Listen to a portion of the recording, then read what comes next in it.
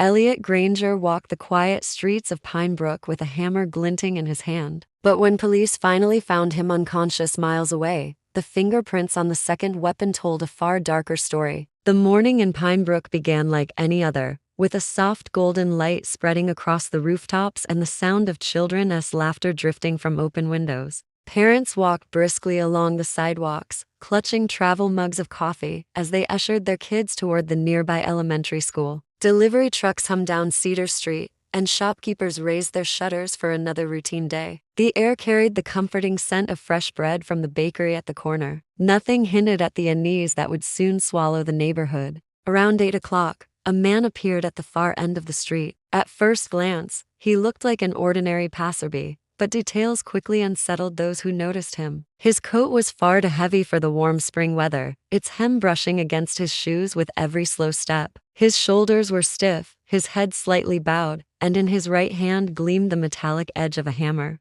The sight was odd enough to make a few pedestrians pause. Some thought he might be a construction worker running late, but something in his posture discouraged easy assumptions. He moved with a strange rhythm, pausing every few feet as if listening to distant sounds no one else could hear. A mother buckling her child into a car seat felt a sudden chill despite the mild morning. She watched the man stop near the school's outer fence and lift his head. His face was pale, his eyes fixed and unreadable, like someone lost in a dream. For a long moment, he simply stood there, the hammer hanging loosely at his side, catching the sunlight in sharp flashes. The mother quickly slid into her car and locked the doors, her heart pounding. Others began to notice too. A shop owner across the street stepped back from her doorway, unsure whether to approach or retreat. A group of older students slowed their bikes, exchanging uneasy glances before speeding away. The ordinary bustle of the neighborhood faltered. Conversations cut short. Engines idled. Even the birds seemed to quiet. The man's presence changed the very air, replacing the warmth of morning with a hush of tension. When he finally shifted his weight and took another step, it was deliberate and heavy, like a signal that something was about to happen. The hammer glinted once more as his grip tightened, and a ripple of unease spread through Cedar Street. What began as a peaceful start to the day now carried a silent threat, a sense that an invisible line had been crossed and that Pinebrook was no longer as safe as it had seemed only minutes before. The uneasy quiet broke with a sudden, piercing clang that echoed down Cedar Street. The man had swung the hammer into a metal traffic sign, the impact ringing like an alarm. Startled pigeons burst from a nearby rooftop, their frantic wings beating against the sky. People who had been frozen in watchful silence now jolted into motion. A cyclist swerved sharply to avoid him, tumbling onto the curb as his bike skidded away. A passing driver slammed the brakes, tires screeching as the car veered toward the edge of the road.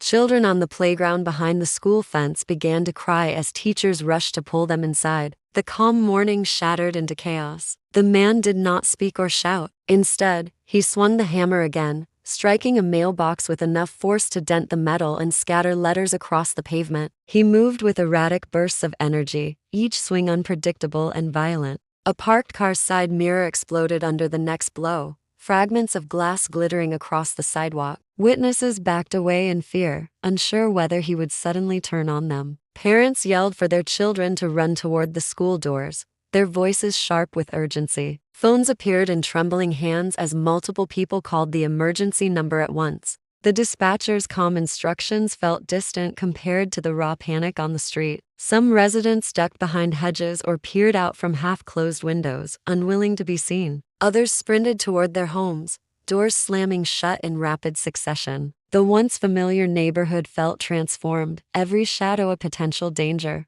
The man continued his path down the street, striking anything within reach, a trash can, a wooden fence, even the pavement itself, each hit sending vibrations through the ground. His movements were strangely mechanical, as though following an internal rhythm no one else could sense. No one dared approach, not even the few who considered trying to stop him. The unpredictability of each swing made it impossible to guess where the next blow would land. Far off, the faint wail of police sirens finally rose above the din, but the sound offered little comfort. For many, it only highlighted how long the past minutes had felt. The street, once known for children's laughter and the scent of morning pastries, now carried the metallic tang of fear and the echo of relentless hammer strikes that refused to stop. The rising sound of approaching sirens gave the crowd a flicker of relief, but the man reacted before help arrived. Without warning, he turned sharply and darted toward a narrow alley that ran behind the elementary school. His sudden speed startled onlookers who had expected his slow, deliberate movements to continue. The alley was a cramped passage lined with tall fences and storage sheds used for school equipment.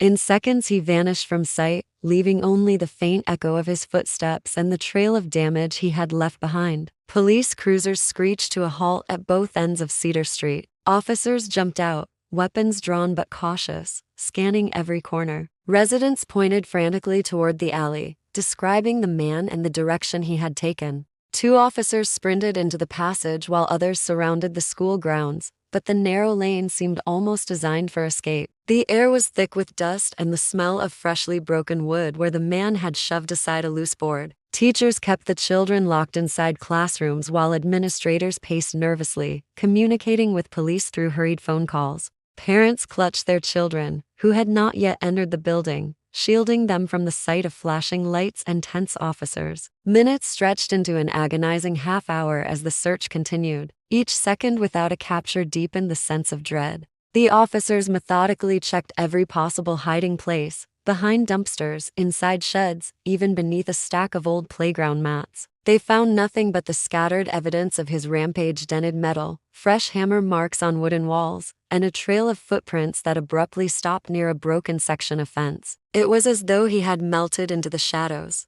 Rumors spread quickly through the gathered crowd. Some claimed to have seen him leap effortlessly over the high fence and disappear into the woods beyond. Others swore a dark-colored vehicle had sped away moments earlier. No one could agree, and no camera seemed to have caught a clear image of his escape. Despite the number of witnesses, the man had managed to vanish completely. As the sun climbed higher, officers expanded their search to neighboring streets, but the unsettling truth settled over Pinebrook. The hammer-wielding stranger had slipped through their grasp, leaving behind a shaken community and a trail of unanswered questions that felt more threatening than the chaos itself. Days passed with the town of Pinebrook still on edge, every creak of a gate or slam of a door sparking fresh anxiety. Patrol cars moved steadily through the neighborhood, their presence both comforting and unnerving. Detectives worked long hours gathering witness statements, but conflicting accounts slowed progress. Some residents described a man with a limp, while others insisted he moved like an athlete. The only consistent detail was the hammer and the heavy coat that seemed out of place in the warm weather. Investigators turned to surveillance cameras, collecting footage from traffic lights, small shops, and home security systems within a 2-mile radius. Most clips showed nothing more than ordinary morning routines: joggers on sidewalks, delivery trucks making rounds, children running to school. Then, late one evening, a breakthrough emerged from a camera mounted above a hardware store on Maple Avenue, just a mile from Cedar Street. The grainy video captured a figure entering the shop only 20 minutes before the rampage began.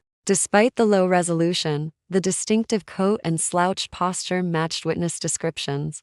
Detectives traced the purchase to a receipt for a single hammer, paid for in cash but linked to a loyalty card registered to a man named Elliot Granger. The name stirred memories for a few local officers. Elliot had once worked as a construction laborer but had been laid off months earlier. Neighbors described him as quiet and reclusive, someone who kept to himself and rarely made eye contact. A check of public records revealed a series of recent troubles: unpaid rent, an eviction notice, and a noise complaint from a neighbor who reported hearing late-night shouting. Teams canvassed Elliot's last known address, a small rented apartment on the edge of town. The door was locked, but the mailbox overflowed with unopened letters. Inside, officers found little more than scattered clothes, unpaid bills, and a single framed photograph of a construction site where Elliot had once worked. A journal lay open on the kitchen counter, filled with fragmented notes and scribbles that hinted at frustration and isolation, but offered no clear motive. The discovery shifted the investigation from mystery to manhunt. Officers circulated his photo to surrounding counties, and the community braced for another encounter. Yet the absence of any recent sightings raised new questions. If Elliot was the man with the hammer, how had he disappeared so completely? The possibility of someone helping him escape began to take hold, a theory that unsettled residents even more than the thought of a lone attacker hiding in plain sight. Detectives finally tracked a faint lead to the outskirts of Pinebrook, where a narrow country road ended at a long abandoned farmhouse. A delivery driver had reported a figure slipping through the weeds late at night, the heavy coat unmistakable even in the dim moonlight. Officers moved in quietly before dawn, their flashlights slicing through the mist that clung to the fields. The house stood silent and crooked, its windows broken and roof sagging from years of neglect. Inside, the air smelled of damp wood and rust. Dust motes swirled in the narrow beams of light as the team advanced room by room, expecting resistance. In the back corner of the second floor, they found Elliot Granger, lying unconscious on the warped wooden floorboards. His coat was crumpled beneath him, streaked with mud, and a deep gash marked the side of his head as though he had been struck.